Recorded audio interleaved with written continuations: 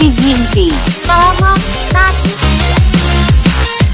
Oke lah Kima aku sekalian, welcome back di channel Fijinti. Nah, kali ini Kima, kita akan melanjutkan pembahasan fakta-fakta dari anime Sekai Saikyo no Assassin, yang dimana referensinya aku ambil dari light novel keduanya. Karena di video-video sebelumnya itu kita udah bahas tuntas lah mengenai fakta-fakta di volume satunya. Oke lah Kima, sebelum masuk ke pembahasannya, aku mau minta maaf lah sama kalian ya Kima, kalau akhir-akhir ini channel Fijinti jarang upload video. Ya berhubung juga Mimin dan editor lagi dilanda oleh ujian-ujian dari kampus. Ya kalian tahu lah kan. Ditambah lagi ya kalian bisa tengok lah laptop binatang yang satu ini udah ada codek di layar kirinya. So ya cukup banyak lah halangan akhir-akhir ini untuk kami bisa upload video.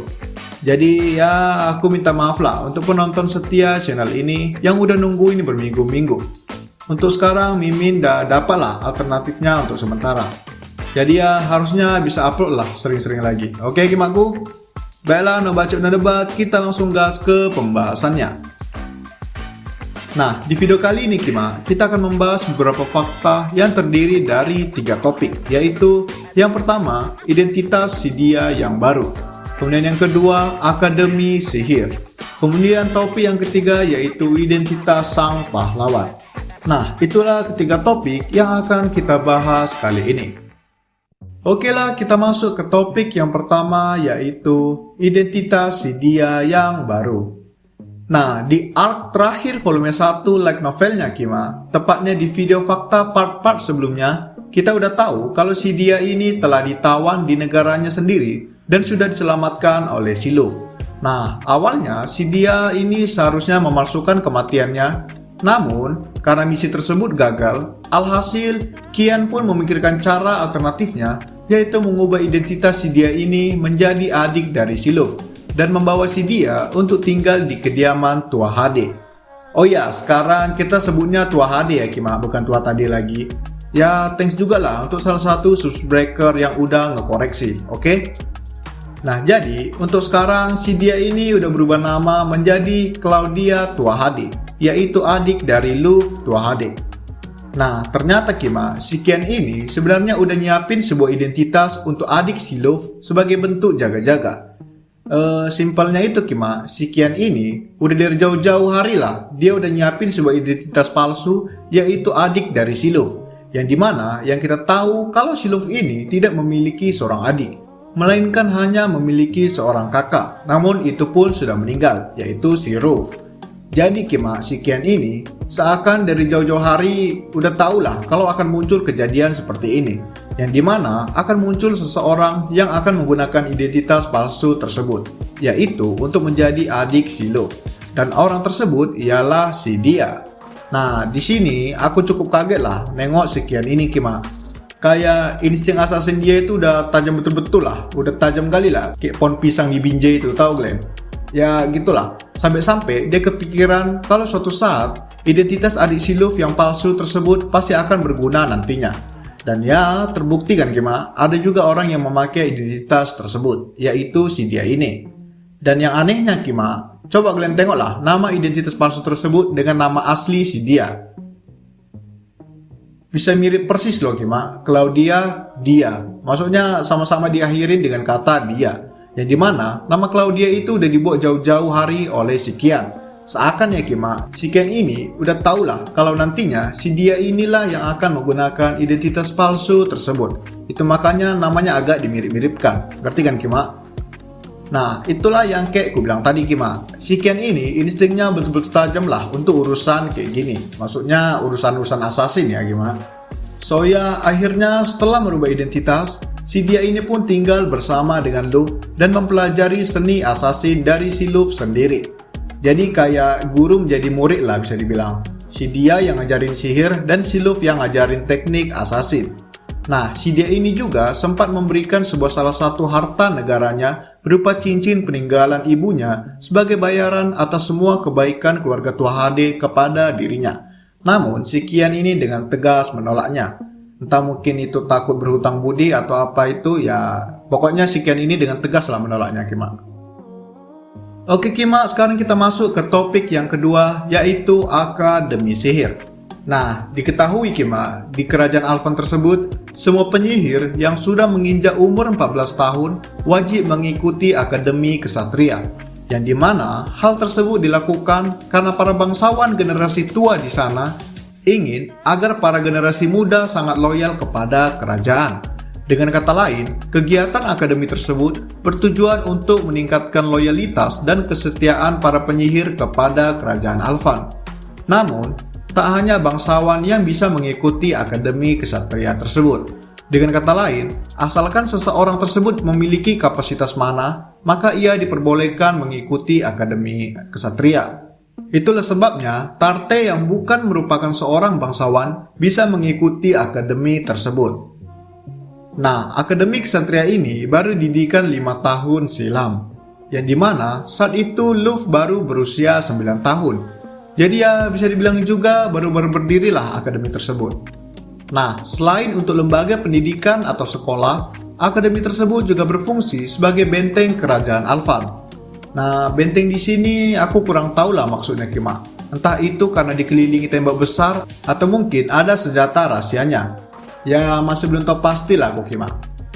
Oke, kemudian Luffy, Tarte, dan dia memutuskan untuk mendaftar di Akademi Kesatria tersebut. Nah, sebelumnya ini Kima, seperti yang aku bilang tadi, semua penyihir yang udah berumur 14 tahun wajib mengikuti Akademi Kesatria. Sedangkan si dia ini udah berumur 16 tahun, yang dimana ia udah lewat 2 tahun untuk mengikuti akademi. Itulah mengapa si Kian ini juga mengubah identitas umur si dia menjadi 14 tahun juga, supaya si dia bisa mengikuti akademi bersama dengan Luffy dan Tarte. Selain itu, jika ketahuan kalau si dia ini berumur 16 tahun dan belum mengikuti Akademi Kesatria, maka ia akan dicap sebagai orang yang melewati pembelajaran akademi. Tentunya Kima, hal itu pastinya akan berujung kepada pembulian nantinya. So ya, daripada ribet, identitas pun langsung diubah menjadi 14 tahun. Ya enak juga ya by the way, umur, nama, keluarga bisa diubah-ubah gitu aja.